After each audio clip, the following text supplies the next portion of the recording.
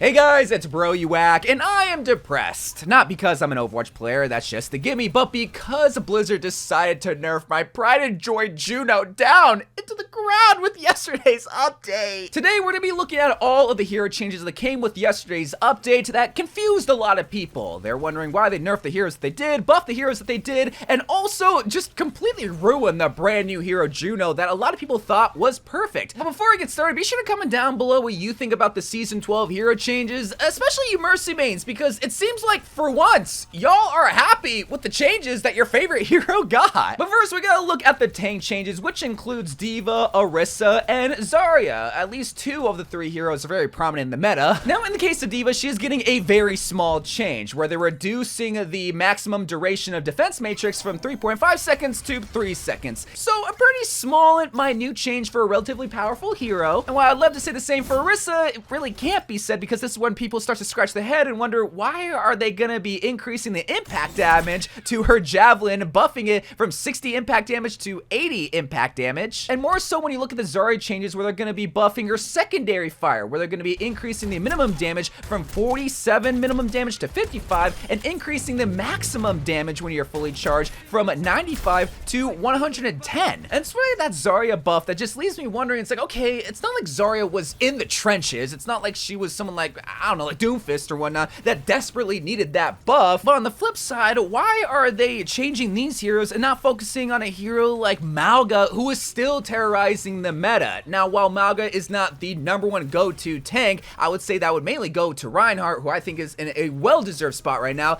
Mauga can still counter Reinhardt, so what does that really say about this current meta? But when we look at the DPS heroes getting changed, we're gonna see 6 in total, with Echo, Hanzo, Junkrat, Sojourn, Sombra, and Torbjorn. Some very interesting heroes to change up. Now for Echo, they're going to be reducing the base health from 250 to 225, something that we're actually going to see a lot in this patch note. And for Hanzo, they're going to be buffing him to...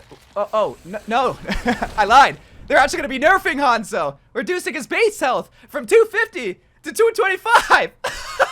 Junkrat's always fun to see what they're going to be changing up with him, and here it's going to be kind of hard to show, but when it comes to his frag launcher projectile size, it's not going to be cut in half after it bounces, but to compensate for this smaller ball, they're going to be preserving a little bit more velocity after it ricochets. And this is where it just gets all funky with Sojourn's change, because this is all going to be in regards of her railgun. So the primary fire spread, it got a little bit smaller, getting reduced from 2 degrees to now 1.6, making the shot a little bit tighter. However, when you get critical hits with your primary fire, not your railgun, but your primary fire, it will now grant you 10 energy, which means you'll get your secondary railgun a little bit quicker, and the energy duration rate got reduced from 33 to now 15 per second after 7 seconds, which means Sojourns are just gonna be railing everybody. No pause! Sombra got both a buff and a nerf. The nerf here is that they reduced the base health from 250 to 225, but they buffed the virus and the stealth, where the initial impact of the virus damage got increased from 25 to 35, and the stealth bonus movement speed got increased from 45 to 60. Again, I will share my thoughts on all these changes after I show them off, but we gotta look at Torbjorn's change, where it might seem like a buff and a nerf, but it's an overall buff where they reduced the base health from 250 to 225, but increased the base armor from 50 to 75. So they're just redistributing the point value to the armor. But in case you guys don't know, armor is a whole lot more valuable than base health, because it reduces incoming damage. Now, when it comes to base health changes, they're whatever, especially with Echo. They're trying to account for a pocket mercy, so 25 health for a character that has a lot of mobility, it's not too bad. For Hanzo, that's just funny. I'm a Hanzo hater, so I love seeing Hanzo catch even more L's, even though you can one-shot headshot a lot more characters that did receive a 250 to 225 health reduction, so that's not fun. But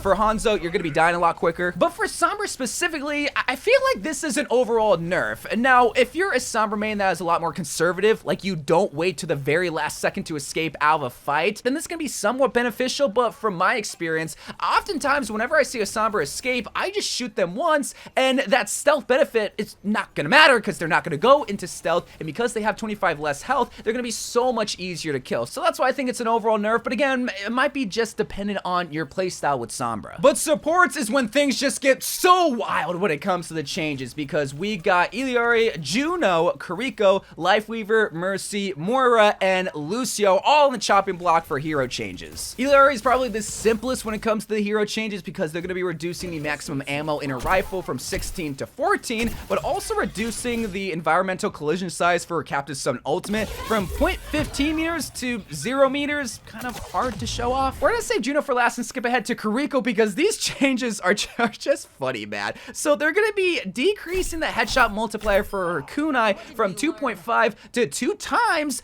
but they're going to be increasing the damage from 45 to 60. And if you do the math, that means you're doing more damage than you were beforehand, even if you got a headshot. While you did get a nerf with the recovery time increased from 0.56 now 0.55 seconds, I mean, does it really matter? You're still doing more damage, easier damage now. And Kiriko also joins the 225 club when it comes to health. All right, here is the alluded to Lifeweaver changes that we knew about before season 12. It's a whole larger list of changes, so let's get started with the healing blossom, where you can now passively charge the healing at a reduced rate. You can still charge it at a faster rate, which is a great change for Lifeweaver, and even better when you realize that you no longer get a movement speed penalty when you hold a charge heal flower with Lifeweaver. The battle platform got 4 total changes, where the duration now only counts when it's actually moving up, and the platform now resets if no one's going to be using it after 2 seconds. The duration increased from 10 seconds to be able to be used to now 12 seconds, but in the midst of all of these exciting buffs, you did get a health reduction to his pedal platform from 400 to 300. But does anyone really care? I don't waste my time shooting the platform, but rather the dashing Lifeweaver. But now Lifeweaver means you get less health because they reduce the total health from 60 whenever you dash to 45. I will give my thoughts about the Lifeweaver changes after I look at all the support changes, which includes Mercy, because here they're gonna be changing 3 aspects about her. The base health, reducing it from 250 to 225, and also increasing the amount of health that you give per second, increasing it from 55 health per second to now 60, and also buffing the secondary fire damage boost from 25% to 30%. Mercy means you finally got your healing buff that you've been begging for months now. And Moira means you finally got your DPS buff that you've been begging for years now, because they're gonna be buffing the secondary fire damage to Moira from 60 total damage per second to 65. Why? Oh, it's because they're reducing the base health from 250 to 225 for Moira. I guess that makes sense. And before we look at Juno's changes, we gotta look at these Lucio changes. Oh my god. They increased his primary fire damage from 18 damage to now 22, which means he is now doing more damage than Genji. But it's not fun because his health did get reduced from 250 to 225. But now we gotta look at the most controversial changes come out of these patch notes, the Juno nerfs and buffs, which is a whole Bible list of them. First of all, the base health got reduced from 250 to 225. I feel like that's the most devastating out of all the base health reductions. But getting the meat and potatoes of these changes, the Medi Blaster got a huge nerf, where the volley rate of fire got reduced from 34 shots per second to now 28 shots per second. Her torpedoes got both a buff and a nerf, where the damage and healing impact increased from 75 to 85. However, in case you guys don't know, after the initial impact healing, it does heal over time. Previously it was 60, but now it's 50. The Hyper Ring got some changes, I guess, where the deploy range increased to now 3.5 meters, and the cooldown got reduced by 2 seconds. Previously it was 16, now it's at 14. And the orbital rated travel beam speed increased from 1.9 meters per second to now 2.25 meters per second, which